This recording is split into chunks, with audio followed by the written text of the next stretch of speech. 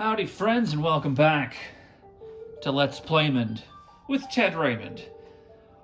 Another long week is behind us. I have been looking so forward to this, to pick up Final Fantasy Pixel Remaster once again and go through this with you. Thanks for joining me on the couch again tonight. This has been a treat. So I'm really looking forward to this next step because we're going to be getting into something really interesting today. When we last left off, we had gone through the Marsh Cave. It was a long haul, a real trip, all the way through this grind of a dungeon. And we got the crown for the king of this castle. Now, I did a little bit of... I did a few chores off camera. You can see I only have 426 skill. I had 9,000 when we left last time, but I got some spells. Brock has picked up Null Shock, which reduces lightning damage, Null Blaze, which reduces fire damage, and he's picked up Haste, which I already mentioned is the best spell in the game. Doubles one ally's number of attacks. We're going to be using that on Arthur, and we're going to be using that on Fugen. Null Shock and Null Blaze are very important because we are going to start to encounter enemies that can use magic against us. What we've been dealing with so far have been wild animals and monsters that don't really have the intellect for magic. Ogres, goblins, that type of thing. So now we're going to start getting into some more interesting enemies. Julius has also got some new magic. I picked up Haste for him as well, and he also has Hold, which paralyzes one enemy, so we're all set to go. We've got a few more items just to get ourselves kind of built up and ready. Everybody's equipped. So we're going to head on in.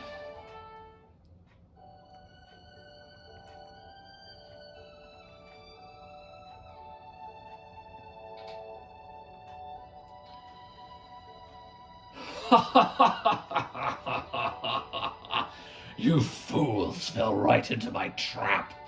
I am Astos, king of the Dark Elves.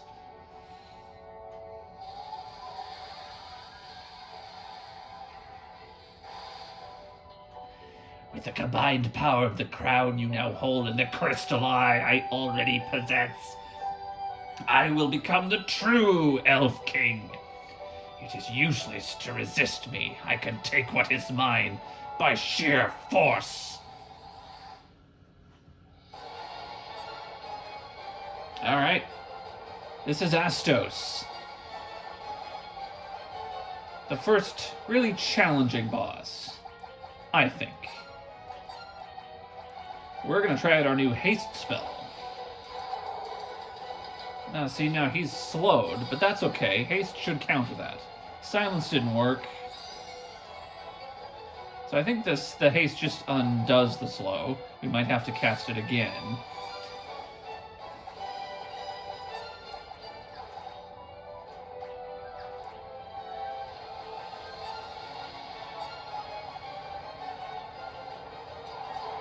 Okay, knock it off with the slows. I get the haste spell finally, and this guy's slowing me down all the time. This is really cutting into my damage potential. We're going to set up a few barriers of other... Yeah, alright. Well, two can play at that game.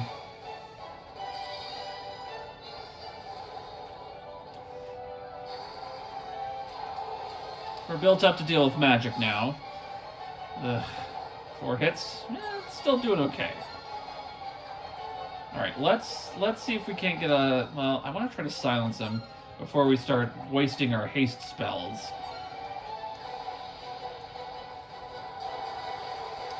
Boy, this guy is a real jerk. Yeah, see, he's just absolutely crippled my... Alright, here we go. We've shut him up.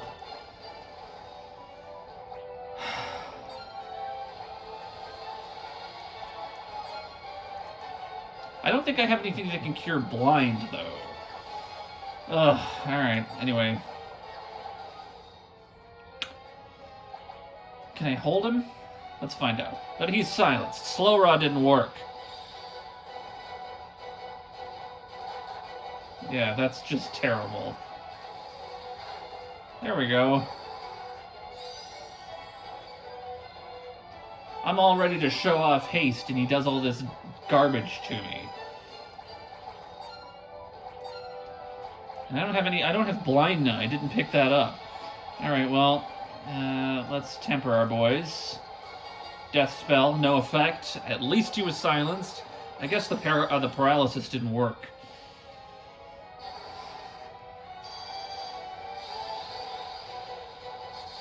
I do like the really cool sunglasses. Oh, well, we got him. Alright. Well, we'll have to try haste another time, because this guy was messing around with me. He didn't cast any attack magic. Well, we did it. That was not as difficult as I was expecting it to be. Our third level's up, gets some HP, some strength. Strength, HP for Brock. A little bit of luck for Fugen. He could have used that before.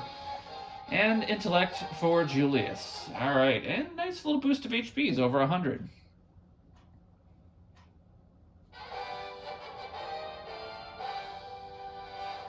We have found the Crystal Eye. We know where to bring this back to Lady Matoya. Are we still blind? No, I think that wears off after battle. Okay. Well, I'm going to have to start getting ready for more status effects and things of that nature. But it's time to go give the Crystal Eye to Matoya. We're going to be doing a bunch of wrapping up of loose ends here. How have you been? You know, like I said, it feels like time is just slowing down. This week has felt really long to me. Do I still have encounters off?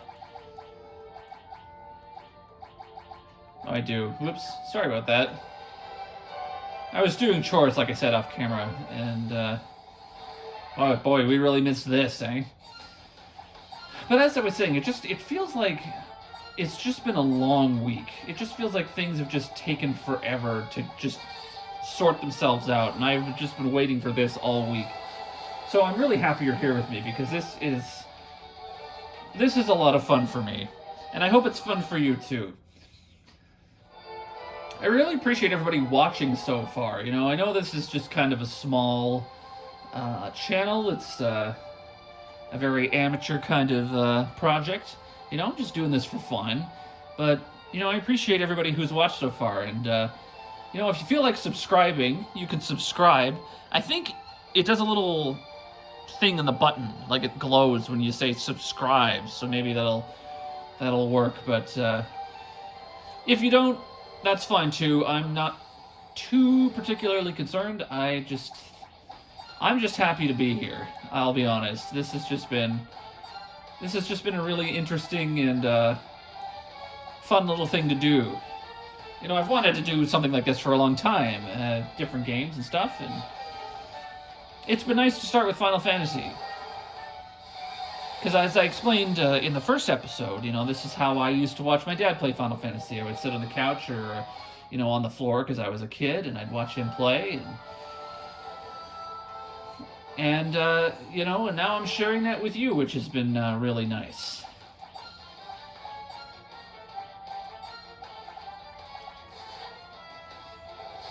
And we're just kind of going through the story together, and this is going to be an interesting episode because we've got all kinds of stuff to deliver and wrap up. This is kind of an interesting little part of the story here. I'm just going to heal. This is the cheapest inn in the world. It's only 30 gil. As you progress through the game, the inns get more expensive. So I figure I might as well go to the cheap one while I'm here.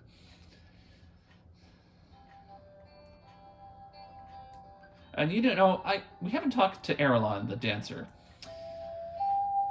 Matoya's Crystal Eye was stolen. She still hasn't gotten it back. Well, we have the Crystal Eye now, so we know exactly where we need to go. And we can actually just sail a little bit closer.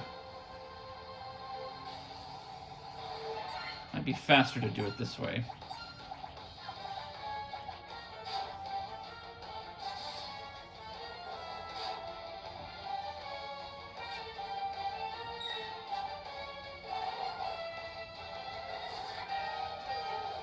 He was a little slow there. We didn't need to use Thundera, I guess. Oh well.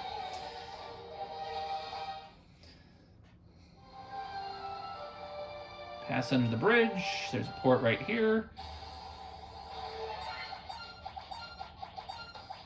You know what? Just, fire. We'll see what happens. These are very plain enemies. Goblin guards.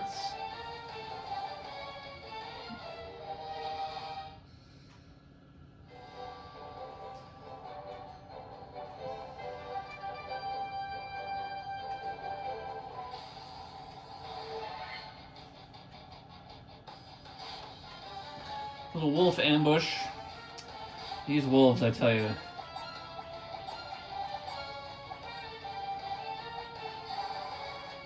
Lightning! Oh, he tried to run away. Oh well. They're actually kind of a little hardier than I thought. Well, that one's not lasting. Alright. Oops. I'm doing the thunder spell again. That's fine. We got him. We got him. It's fine. I think I've got the cursor on memory. Alright.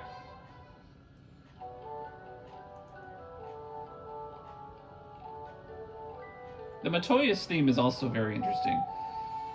The music in this game is something else because, like,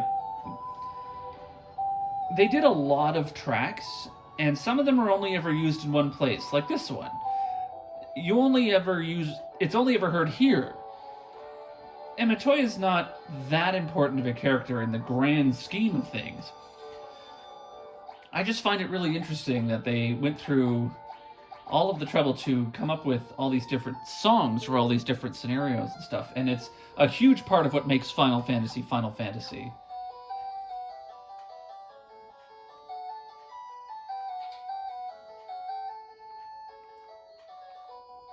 Oh, what's this? My crystal eye. Give it here. Don't worry, I have something to give you in exchange. Take this potion. It's the most amazing potion in my entire collection. We've obtained the Jolt tonic. Ah, I can see again. You're still here. I don't need you anymore, so be on your way. You're not as attractive as I thought you'd be. All right. Rude. But we've got the Jolt potion now. To go to the key items.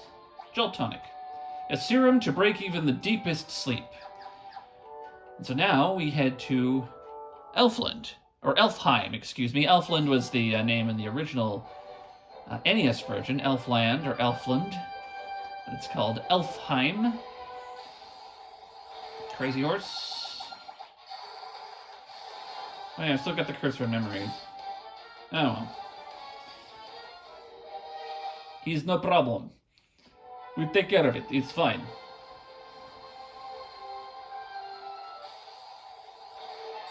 Okay. Well, here's where a Thundera would be useful. So we're going to bust one of those out. When I was in college, we had a project at the end of our first semester of radio production where we had to do a 5-minute mini documentary on a music artist, and I, being the nerd that I am, picked Nobuo Uematsu, the composer for Final Fantasy. And I opened it with the very first track from Final Fantasy 1, and I went all the way through to Final Fantasy 12, all the different iterations of songs and the way things had changed and evolved over the years. It's, you know what, I can put the link in the comments or in the description to the SoundCloud, because I have it on my SoundCloud. And you can listen to how I did it. And I'm still pretty proud of it. I mean, this was many years ago now, when I was just a greenhorn in the broadcasting game. But it's still one of the best things I think I've ever done, you know, in terms of just, like, you know, little projects like that. It's still one of my favorite things I ever did in college. And obviously, as I moved into news broadcasting later on, I didn't really have as much time to do fun things like that, you know? Alright. I have to go all the way around. And now we're in the castle.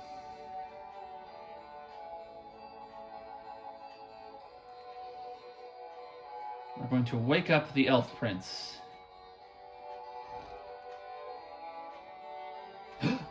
This jolt tonic may be just what we need to break the curse and awaken the prince. I will try it at once.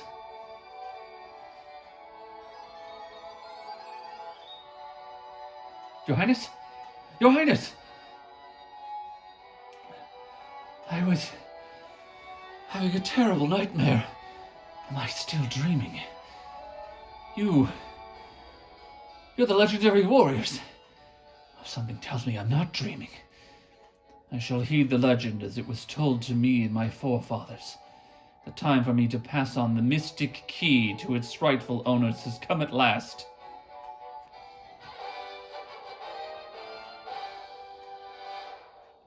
We have the mystic key. Thanks to you, the prince has finally awoken. You have my undying gratitude. You've brought peace back to Elfheim. I am awake and strong all because of you. Thank you, warriors of light. I don't think he ever gets out of bed. So he's awake, but I think he stays in bed for the rest of the game. We'll come back later and check on him, but actually, are there chests to open in this castle, or doors? Yes. Okay, so we now have the mystic key, which means all of the locked doors that we've encountered so far can now be opened. There's lots of stuff to get. And this is all very exciting. Boom, we're in. Mithril Hammer, 800 gil, 700 gil, bronze gloves. We're just going to raid the treasuries of every nation we've been to. The Mithril Hammer is not an upgrade for the broadsword. This is more of a white mage weapon, but warriors can equip hammers. Bronze gloves will increase defense by a point, so that's helpful. I don't think anybody else can equip the hammer. Yeah, warrior and white mage, yeah, so we'll just sell that and get a little bit of money for it. All right. Where to next? I think we go back to Cornelia, and we'll pick up some stuff from the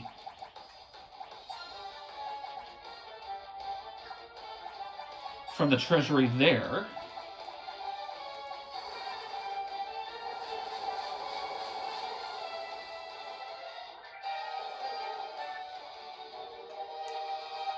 You know what, I'm going to hit the inn here first, just so that we have some thunder magic for dealing with the creatures in the ocean. I'll pay the 100 gil, it's fine.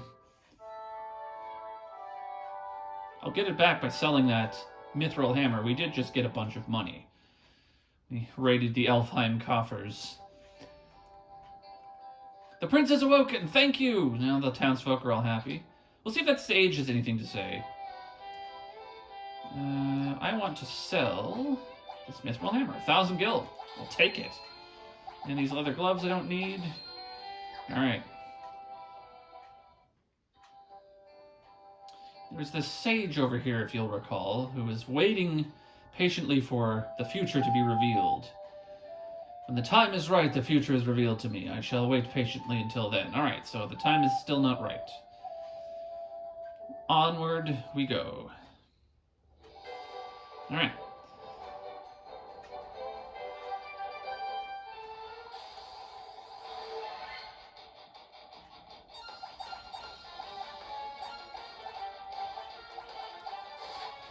Preemptive strike will take advantage of the free turns. Done.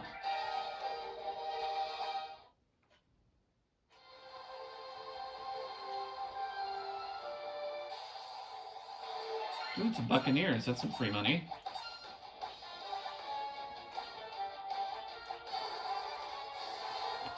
Well, maybe not necessarily free money. We still have to defeat them. But they do drop a lot of gil, which I kind of like. It's fun to encounter these guys. You get a bit of extra cash. Alright. You're heading into the castle. And it is up and around, if I remember.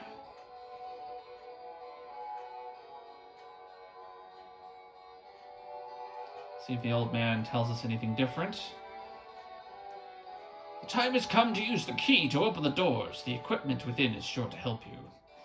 We're also getting to the part in the game where we start to get really good stuff for free. Cottage, saber, we already have one of those. Mithril knife. That will go to Julius. That will help him a little bit. Yeah, why not? Just in case I don't feel like casting a spell. And what else have we got? Iron armor. Okay, we already got some. Tent.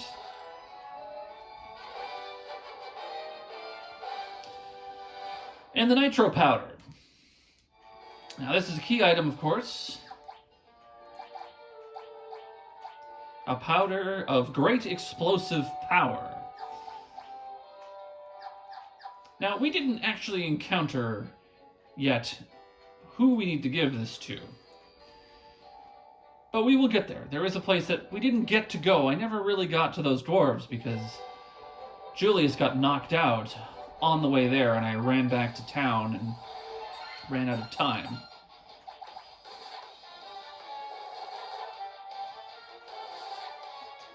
So we will go visit the dwarves after this. But first, we have to return to the Chaos Shrine, because as you'll recall, there were some locked doors in there. And I want to go get those treasures as well.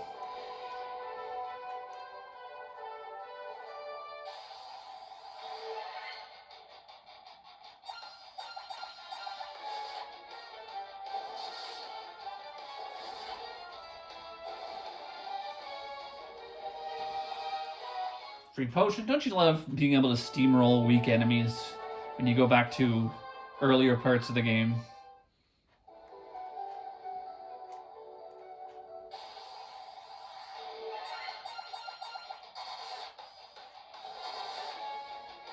Like, even Julius with his just regular dagger attack is taking these guys out on his own. I don't even have to waste his time with the magic. Rune Blade. This is a good one. This is an upgrade for Arthur. 26. Accuracy plus 15, so he gets a little bit of accuracy as well.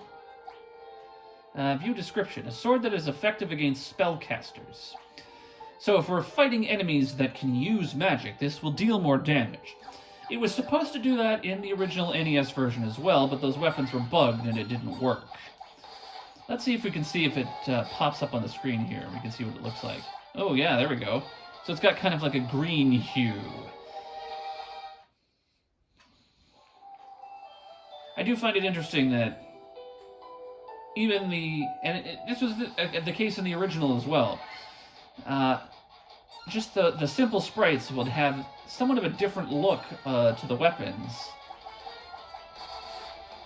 Beautiful. And, you know, it was fun. I've talked about how my dad used to play this game, and he had a kind of an attitude with some of the weapons where he wouldn't equip something that was technically, statistically better sometimes if he liked the look of the other thing that he had. Fashion over function, as it were. Which in modern RPGs... Ooh, a Werebuster. What is that? Can you equip that? He can. So this is a sword that is effective against beasts. Now, is that actually better for Arthur? So it's about the same. Alright. Well, let's keep the magic sword on him. He can have the Werebuster, so now we've got a couple of really solid weapons. You can't wear the iron armor, but that's fine. And a gold needle. That cures petrification. We haven't encountered petrification yet, but it is going to come up. Alright. So we got a couple of nice new swords. That's exciting. Oh, here we go. We have a chance to test it out. Provided the fire spell doesn't nuke them all first. But as I was saying, fashion over function is an important element of modern RPGs if you're That one's kind of a gold color. Very cool. If you're a player of, for example, Final Fantasy XIV, glamour is the true endgame, as they say. You know, speaking of Final Fantasy XIV, now I played Final Fantasy XIV for many, many, many years. One of my favorite games of all time. I'm on a bit of a break right now. Hey, here's the werewolves in the shrine. These guys will mess you up if you encounter them right when you first come here. Well, that one ran away. He knows I have a werebuster. In Final Fantasy XIV, there's a reference to the spell names. So Fire here is the multi-target fire spell. In the original NES Final Fantasy, it was called Fire 2. And then in Final Fantasy XIV, they brought that naming convention back, because it went back to the Japanese naming conventions of Fire, Firaga, which is the stronger version, Thunder, Thundera, Thundaga, Blizzard, Blizzera, Blizzaga, that sort of thing. They went back to Ice 2, Fire 2, Thunder 2, and in the Great Google Library dungeon, there's actually a little book that you can read in Final Fantasy XIV that explains that it was like the magic symposium or something decided to go back to that number naming convention for magic spells, which was a fun little bit of world building that I thought was interesting. So, and it ties it all back to Final Fantasy 1. And another thing with Final Fantasy 14, now I don't remember the name of the dungeon, but there's a dungeon that you can unlock that has these sprites, the original Final Fantasy 1 Warrior of Light sprites, as like little motifs on the wall. Yeah, and I cannot remember the name of it to save my life, but Final Fantasy is very proud of its history, I think. You know, it's really come a long way since 1989, 1990, when it first came out. All right, well, what are we at here? 27 minutes, almost 28 minutes. Let's go bait the dwarves, and we will go on from there. So the dwarves are kind of to the west of here. So we'll just kind of sail around. I believe if we find the port up here.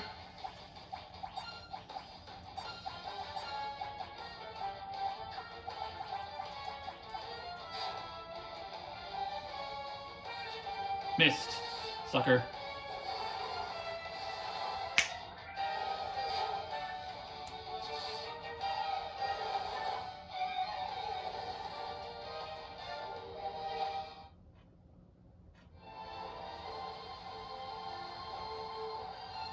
I believe it's around here somewhere. There it is. You know what? I want to do something. We didn't get to do it with Astos, because he was being a dork with his magic. We're going to try out Haste, right here. 8 hits, 186 damage. Beautiful. Just absolutely wonderful. So much potential. 6 hits, 170 damage. He's taking out guys by himself. It's incredible. I'm so excited. All right.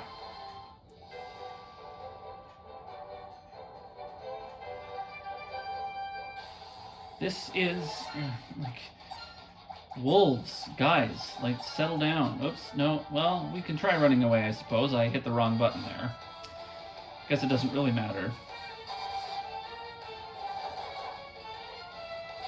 Okay, well, we got away. He who fights and runs away.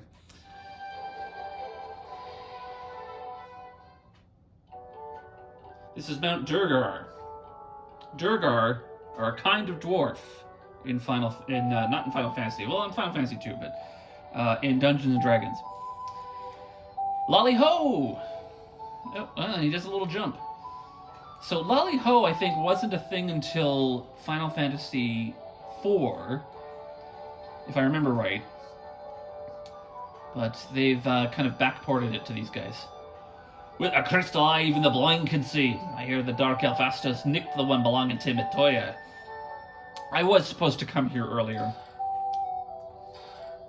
and I just didn't manage to do it. Have you gabbed with her smith Smythe in the smithy? Is crystal eye, so they all know about that. If only I could have some of the legendary metal adamantite, I'd be able to craft such a magical sword. The earth has started to rot, began in the west, and now the decay spreads.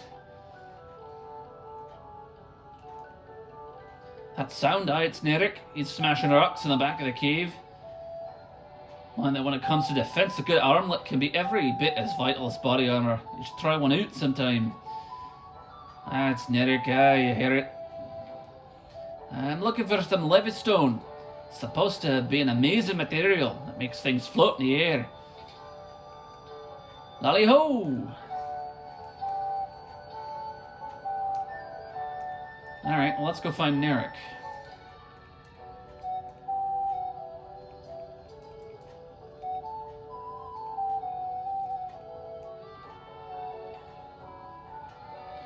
Nitro powder!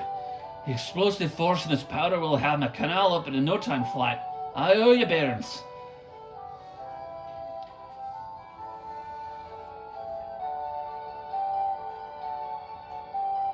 There we go. Now we can blast this rock to smithereens. What are you standing around for? The powder's set to blue.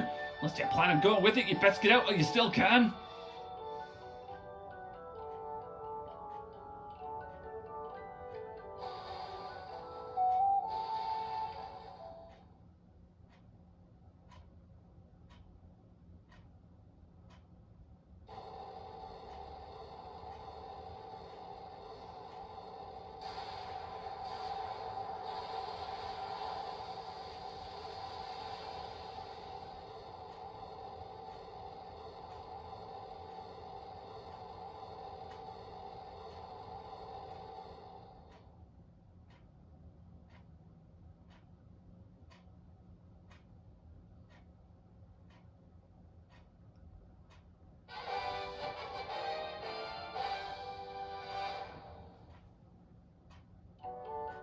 I cannot wait to see what lies out there beyond that canal.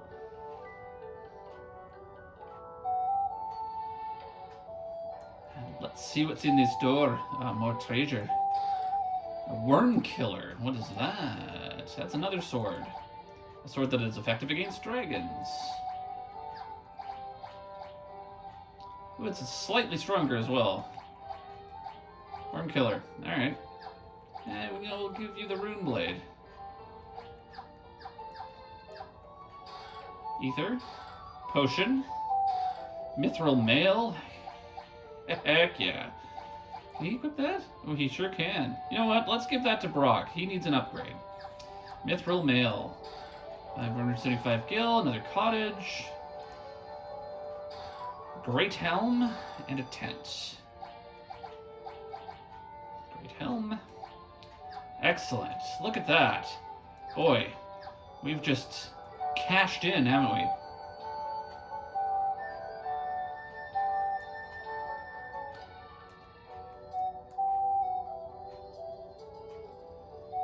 Let's see if the dwarves say anything different. That Nerik, he's a fine dwarf, the kind you can really look up to. Okay.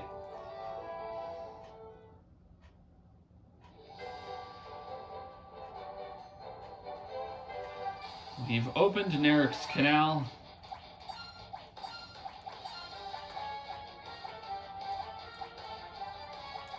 We are no longer trapped within the Aldean Sea.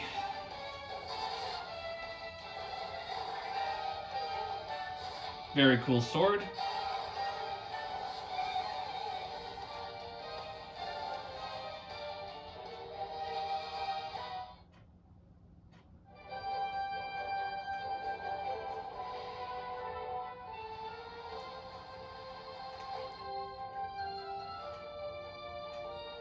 So the world is now truly our oyster. Next time on Let's Playmond with Ted Raymond.